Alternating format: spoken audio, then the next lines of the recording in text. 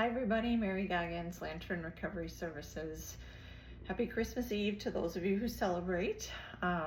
Just coming to you with a question for your consideration. Today the thought that came to mind is this concept of containment. How am I doing with containment of my behaviors? Pia Melody, her work talks about the practice of containment. It's not stuffing our emotions and never looking at them or feeling them.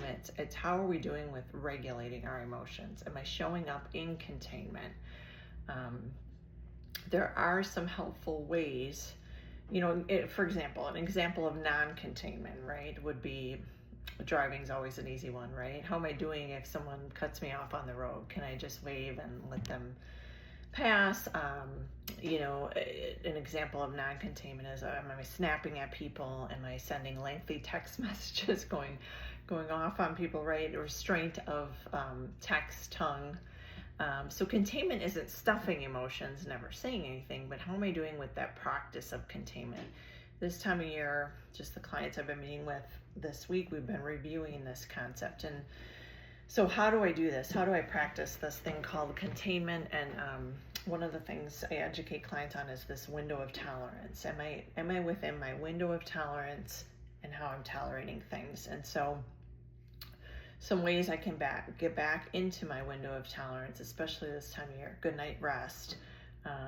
Maybe there's a gathering. I'm only going to go an hour or two, right? So the practice of containment is helpful when we're within our window of tolerance. This time of year, a lot of people are outside their window of tolerance because we're doing so much more. And so grounding strategies can be really helpful.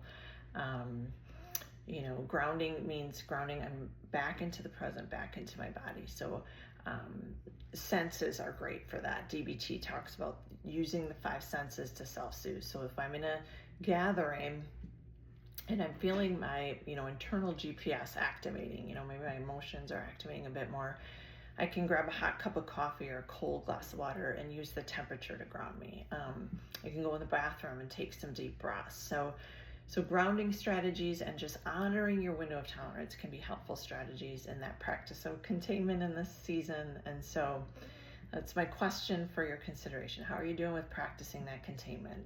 Are you noticing some red flags? If so, what are the things you're needing to do to get back in containment? So hope you have a great holiday and we'll see you soon.